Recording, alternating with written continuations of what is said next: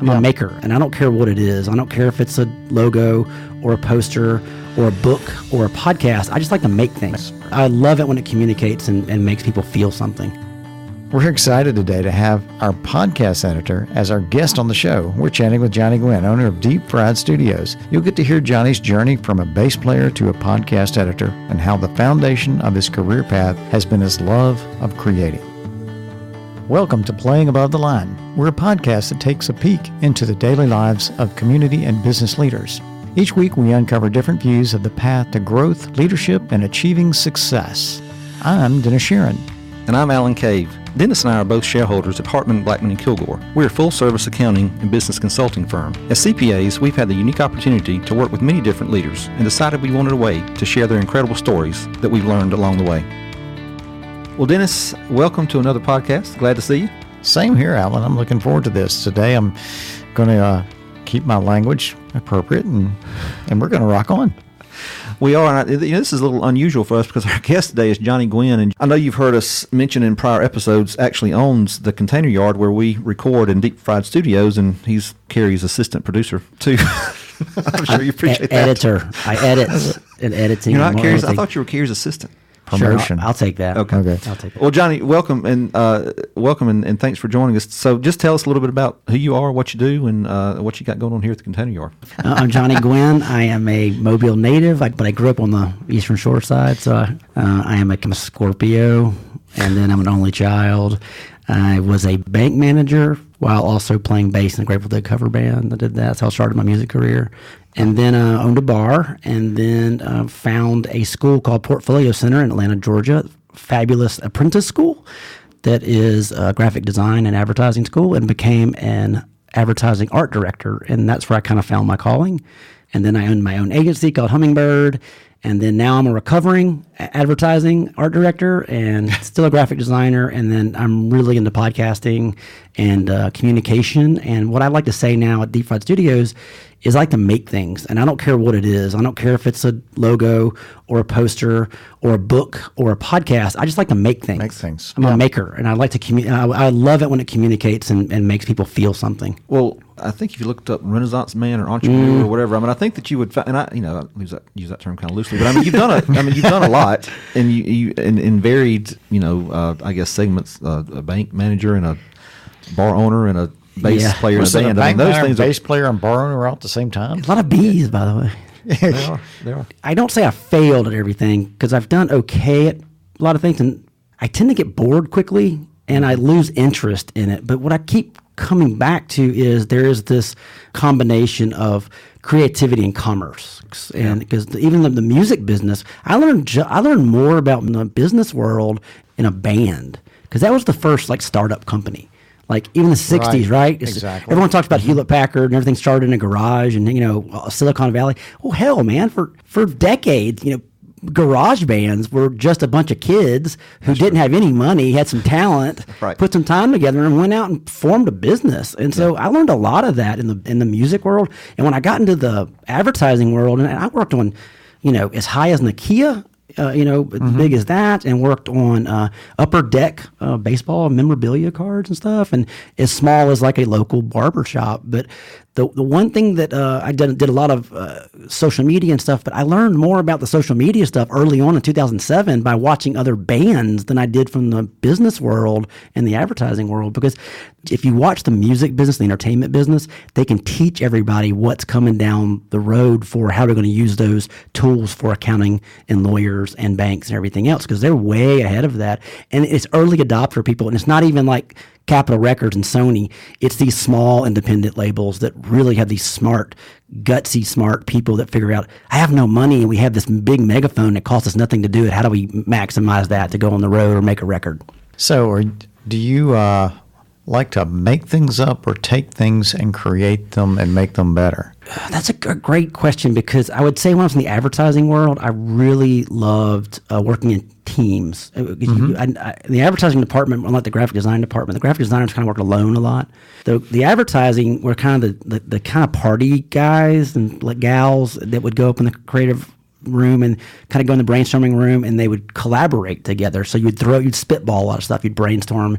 With an art director, you always work with a copywriter. And I had the same copywriter for almost 6 years when I first started, the same school, and they hired us together. That was the most prolific time in commercial art for me because my partnership was amazing. As I've gotten to where I own my own agency, I got to where I worked alone a lot. It was really super. Even on a bigger staff of people, you become a boss. It's tough when you're a boss if you don't have that partner that's a boss. My employees never saw me as a partner. They always saw me as their boss. And I kept saying, you understand, man, when we make stuff, I don't give a crap if you're the first day on the job or the 100th year in the job. I care about what goes on that wall. How good is the ideas? And yet sometimes people still don't get that, And I like a lot of ideas. I always say create hot, edit cold. I like lots of ideas, and then you get in and start crunching down to find the real ideas in there. But the idea is to have a ton of ideas. Like you don't give 10 ideas, you give 10,000 ideas if you can, if you have time and budget. That's interesting. And so I'm wondering if your philosophy and what you liked about working in teams and then what you didn't kind of like about being isolated as the boss. I mean, did that kind of give rise to what you have going on here at the Container Yard? Because talk about what you're doing, because I think it's neat because you have an opportunity to kind of do your own creative thing, but then you're around a lot of other guys and gals that come in here and rent space from you and that kind of thing. So you're talking about Container Yard? Yeah. So your co-working space? Yeah, co-working space. Co-working space is great because I do get to meet and don't work with them. I get to work around them, and you pollinate a lot. You meet people doing. I've done business with people because I've met them here, but to watch people start forming these weird kind of organic partnerships in a co-working space is very interesting. I love the podcast studio because I get to work with you guys in partnership. I get to work with the insurance guys podcast. It's a partnership because it really works really well when you put your commitment and time into it and your budget and everything else. And then I put my hard work in, and when we're all working together, it's a much better product. If you just told me I'm going to do the interview and then I'm going to give it to you and be done with it and not do the research and be very good at the performance, it's not great. I tell it all the time to people, this podcasting thing is a partnership between the host and the people putting it on, and then Deep Fried Studios helping you produce it, because you almost have to work together at it. And when I see podcasts that I think are kind of floundering a little bit, is because they're not working with me. They're just kind of saying, well, that's what I pay you to do. We'll just make it that way. I'm like, well, I don't want to tell you this, but your performance has not been very good the last couple of months. But that's the way it is, and someone says that. And I haven't told you guys that yet. So. No. I'm sure it's coming at some point. Okay, that's Carrie's job. Well, she's done it. Yeah. The band thing, again, going back to music, I was in a band with, my favorite band I ever played in was in my late 30s, and it was all of a bunch of young 20-year-olds. And I literally almost quit my advertising agency, almost quit it because my heart says I want to be a musician. I don't have the talent for it, but I'm a hard worker, so I have to practice 10 times more than anybody else. But I got to play with these young, talented, they were put on planet Earth to be musicians. And I got to play in this band, and we were doing some really cool things, making records. We got to open up Nashville's next music festival. We were one of the spotlight bands. We got to open up when Bayfest was here. We got to open up the Pepsi stage on the first night. We were really making headway, and I was 36 years old. They were 22. And I almost literally just did not come back to work one day and just said, I'll give up my company if I can do this, because my heart wanted it. But over time I realized, because a friend of mine is a very, very successful musician, Will Kimbrough, and we stayed up drinking one night, and he was like, Johnny, what the hell are you thinking you're going to do with this? And I said, I don't know, maybe take a year off from my business and just go on the road. And he goes, how much money do you think you're going to make with this band for 1 year how much do you really think? I mean, you're a smart guy, you know this. And I said, I don't know, it'd be nice if we could just do $30,000 a piece, for the first year, just to say I did it. And he goes, Johnny, y'all won't make $30,000 between all four of y'all, because the first year is you're building, and and your record contract is actually a loan. That band, we had chemistry. There was something with all four of us, and when we lost somebody, we didn't have the same chemistry, even though the same songs were there. It's all about how a team. And the parts of a team and the varied parts of the team, people that have the right wow, the right capabilities, the right unique abilities come together, that team can far exceed each person's individual efforts. We had the right places in the band too, because everyone knew their roles. The lead singer was the songwriter. I mean, he was amazing. The drummer made it all made sense. The violin player, boy, she was the glue that held it all together, and then everybody was just in love with. And then I really was the facilitator because I was 36-year-old. I had the money. This was something I loved to do. I actually had a van, all this stuff that allowed them to give them. They didn't have the record label, but they had the investor invested and in the band. And that was why things were really easy for them. And it was when I quit, it was with the writing was on the wall that I was going to get let go. When they reformed, that was a big thing for them because now they had to figure out how to actually make this band be monetized now. Because before it was like I paid for everything. Because to me it was like my golf. I quit playing golf. Yeah. Right. Okay. So I would go out, 3 weekends out of the month, Thursdays through Sundays, and we'd make money. But I let us stay at like the Ritz hotel because I got tired of rough it like the real bands do. I was like, they need to see what it's really like to be on the road. Yeah, and they had to monetize their passion, which is what one of our previous guests talked about. It's great to have passion, but you got to monetize it if you want to make a living or try to make a living. And like I said, the band, if you're doing it right, is a business. Your product is just it's the same as anything else. It's not a tennis shoe, but you're still putting out a product. The product is you. The product is the assembly of you, and then you're putting out music. And now it's not even music. I can tell you this right now. Nobody buys your music anymore. Well, they'll buy your LP. They'll buy vinyl now, but they think music's supposed to be free now. So you better have kick-ass T-shirts and merchandise, like bands that I love, like Wilco and Drive-By Truckers. I actually heard the lead singer of Drive-By Truckers. This guy has had when it mattered, when it actually meant something years ago. Remember Rolling Stone magazine used to give out 5-star, 4-star. Yeah. 5-star record was a classic record, meaning this record is going to stand the test of time. Drive-By Truckers had 3 in a row, 5-star record reviews on Rolling Stone magazine. Well, the lead singer did this thing in front of the University of Georgia music business class and said, I go on the road to sell T-shirts. That's where we make money. If you don't understand that, if you don't understand anything about this, we don't make money on music. We make money on really good T-shirts and trucker hats. Yeah. And that's what you have to think about. You're right. It's about building an image, building something that can be sold on product. Mr. Buffett figured that out with one word. Oh, my gosh. Franchised everything and then owns all of it, actually. Yeah. Actually, my attorney who did Deep Fried Studio, I don't know if I can even say this. Let's just say a very good acquaintance of mine showed me how the Margaritaville was set up because their company did that setup, and he owns, and that investment group literally leases everything by the year. Mm-hmm.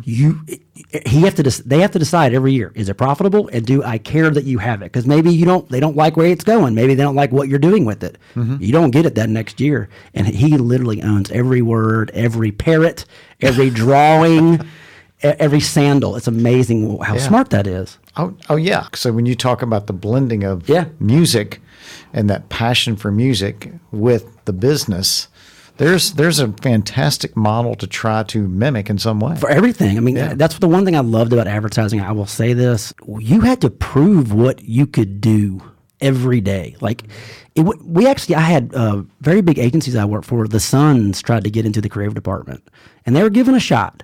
But they didn't. Most of them didn't stay because they couldn't hack it. It didn't matter they were the heir apparent of the building.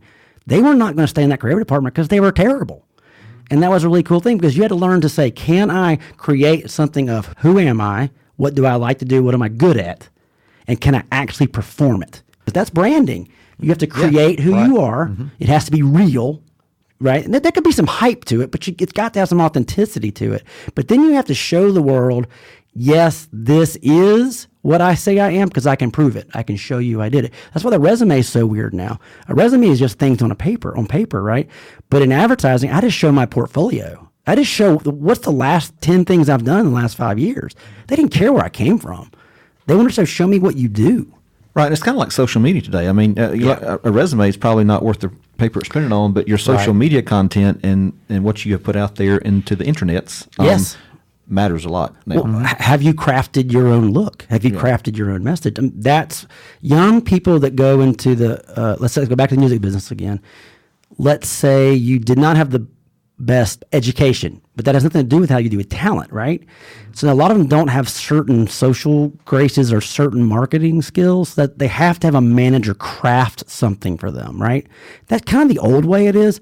Now you've got, like 10 years ago, Lady Gaga created this model to say, you be who you are and put it out there and let the market figure it out. Like, she was, I don't love her music, but I gotta say, seeing how she crafted this persona was intriguing and fascinating and brilliant.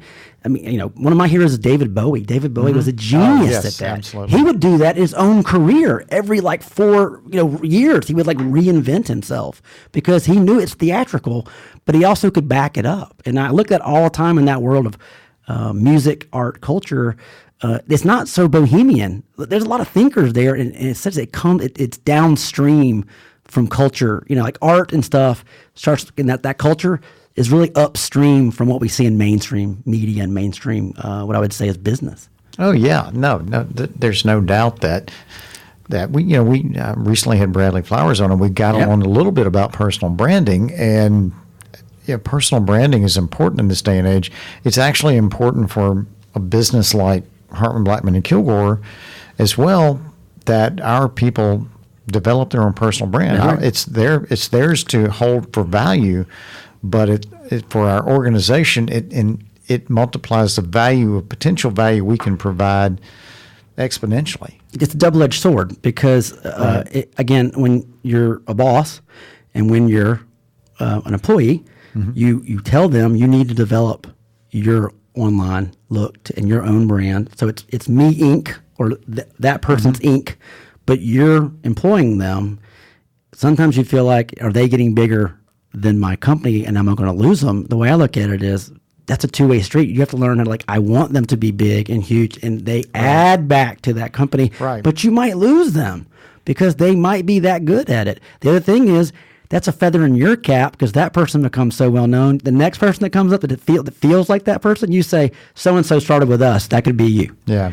Yeah. And I'm sitting there thinking back, and we've seen this quote a number of times, and this phrase is still used today. What if we develop and invest all this time into training people and they leave? And of course, the answer is, what if we don't and they stay? Right. Well, the same thing I think is true with branding. We're going to help invest in their personal branding because we want them to stay. We want them to be great. If they leave, it's okay. Yeah. Playing it safe to have somebody say, just teach them enough to do well here, but not enough to leave. Right. Oh my gosh, how that would leave your company in such a, I want somebody I can't say I'm an overachiever because the outcomes don't show that. Yeah. Right. But if I'm into something, I am all in. I mean, the podcast thing, I went to Podcast Movement, which is the nation's largest podcast conference. This was early days. This is when podcast was kind of like Bitcoin. No one knew. It was out there, but didn't know quite it is, kind of real esoteric. So I went to this 500-person conference without a podcast. And this were podcast makers. And I went to figure it out because I wanted to make it. And people were freaked out there. They were like, wait a minute, you're here and don't have a podcast? And I'm like, dude, I know I'm going to do this, and I'm all in. I'm trying to learn how to do it. So anything I do, I go all in. So much now I'm in a podcast studio, and I started out with just wanting to have one podcast with me, and now y'all know I don't even have a podcast, and I do 10 I produce or edit 10 podcasts out of the studio. You do, and they vary greatly in their content. So you've got an insurance guys podcast, you've got fishing report, hunting, and I think you're starting one on legal stuff. And then, do you have a music? Music is really hard because I would love to do a music podcast, but the minute that I got into anything BMI and ASCAP, I'm not paying the licensing stuff, and it's a real pain. And what's the purpose of doing a music show if you can't play the music? That's true. It's really weird. That's true. And trust me, we've gone back and I've talked to a buddy of mine who was he's done it all. He had a #1 hit. He's just traveled the world with one of his favorite bands. He's a studio musician. He has a studio in Birmingham called Communicating Vessels. We've talked about doing a album cover podcast, a podcast on our favorite album covers. Because I became a graphic designer because of skateboard decks and album covers. I mean, I didn't know that people when you're growing up, you just have them. You've got them on your wall. You're looking at it and stuff. I still have skateboards on my wall. Some of my favorite things to collect, especially vintage skateboard decks. I didn't know people got paid to do that stuff. That's great. And I was like, you can get paid to do this? This is your job? This is amazing. So All right. When you said album covers and cool album covers, first one that came to my mind was Boston. The famous UFO, yeah. Yeah. So album covers that. Ooh, that's hard. I'd probably have to go by genre, but I would say Pink Floyd's "Wish You Were Here," where the guy's shaking hands and the guy's on fire, because I love avant-garde art, and that is just such a strange, striking image to me. Yeah. But The Dark Side of the Moon is very strong. Right. There's a lot of punk rock albums that I just absolutely. I grew up in the world of punk rock. I was just old enough to get it. I was born in 1970. So, and then a friend of mine's much older brother. So in 4th grade, we were listening to what he was listening to in 10th grade. So we got to hear a lot of bad words and weird stuff with punk rock, in the late 70s or early 80s. But those album covers still stick in my mind. There's a band called Minor Threat out of Washington, D.C. I love a lot. The Clash's album cover. I mean, that's my favorite band in the world still, is the band Clash. I just love them. London Calling, where the guy smashing the bass and has the London Calling on the side, like the Elvis Presley album. That is just, I actually did a t-shirt. I have a t-shirt company called Deep Fried Threads, and I did a Mardi Gras shirt to homage that, which is Folly smashing the balloons, and it says Mardi Gras Calling on it. So, Nice. I'm still taking that into my life. Nice. So if we and I know this is going to be hard to answer, and I know this will be eclectic, but if we opened your playlist on iTunes or Spotify, I mean, what is there? Is there anything on heavy rotation, or is it just all over the board? Well, music is actually a distraction for me, and I work a lot. So you'll see more podcasts and you'll see music. Okay. Music. There's a band called the Silver Seas. It's not a band you know. The album's called Alaska. I would say anybody would love that band, and nobody knows who they are. Really? And then I listen to a lot of Steely Dan. I just love Steely Dan. Actually, Steely Dan's playing in New York. They're doing 7 Nights at the Beacon. They're doing all of their big albums. Oh, okay. Americana, Graham Parsons, that kind of stuff. Oh, yeah. I hope my wife doesn't hear this show before the Steely Dan thing. I'm going to be in Vegas for the Eagles to play Hotel California, Nice. and then she would want to go to see Steely Dan too. So man. Yeah, the 7 Nights at the Beacon. They're only doing that twice. I think it's 7 nights in New York, and I think 7 nights in San Francisco. And I was like, wow. I mean, they do Asia, Royal Scam, Gaucho. I love them. Tom Fagan does his The Night Fly album. So I was like, Dad, there's no way we can't go to this. That's incredible, man. Jeez. Yeah. You started something, Johnny. Go on and get your plane tickets, Dennis. It'll be fine. Well, Johnny, we could sit here and oh yeah, I could talk. We could. But we're right here in the sweet spot where we always try to be 26, 27 minutes. That's so, right. Well, the editor, if we do something more than that, the editor gives us a hard time. Well, that's you. Here's the thing: I'm gonna have to get somebody else to edit this because you don't do yourself justice. You need somebody else to listen to and say what parts would you really cut out. Well, luckily, Carolee would say cut out that whole whatever part you just talked about. Carolee, she's been typing over there for 15 minutes. I know there's more notes on this show than there's and I don't take it personally. I tend to ramble, and I've been told by one of my heroes, who Uncle Henry is one of my. I love him. I try when I first started doing podcasting. I tried to do this this person named Roman Mars. It's the host of 99% Invisible, which is one of the best made podcasts in the world. And he has this very slow delivery, and he talks like this, and he's very, very clear. And I started doing that type of character. And Uncle Henry got my first 3 shows, and I said, I'd love your feedback. And he literally, within like 15 minutes of the very first one, I'm guessing, because I gave it to him, I got it back very quick. He said, who the hell are you doing? That's not Johnny Gwin. I love Johnny Gwin when Johnny Gwin rants and goes crazy and uses his hands. And that's what I love about you too. If you could see the hands right now. And he said, what are you doing? It's boring as hell. That's not you. And when he told me that, it allowed me, maybe I thought it was kind of annoying. He goes, no, it's infectious. That's why I like having you on my radio show. I mean, I'm a huge talk radio fan. And when I got to be invited on his show over and over again, and he wasn't doing that. I wasn't paying for it. He was getting it. He just liked me on the show. That was a huge confidence builder for me. That's cool. That's cool, a great lesson. Yeah. Do you, right? Be you. And that's what, Don't try to be anybody else. That's that permission to be you. Yeah. And I'm saying, man, people want to see that? That's kind of weird. Yeah. I'm really weird, right? And he goes, no, man, it's infectious, man. Don't be Roman Mars. He's smart. And I kept saying, well, I'm not smart. He goes, well, I'm not as smart as him, but be you. Can I steal that quote? In a couple of weeks, I'm speaking to a bunch of young professionals about leadership. And I want that's how I should open it. Leadership is about this. Be you. Well, I think I took permission to be you. I think I took from, one of the many hundreds of self-help business podcasts I listen to. Write that down. That's great. Well, Johnny, I've got a different question to end with because you've listened to every episode we've done so far. So I have. I knew that you were ready. So anyway, here it is. And so you own a T-shirt company. This is very apropos. If you had to wear a T-shirt with one word on it for an entire year, what's that word? Where do you get these questions from? I'll never tell.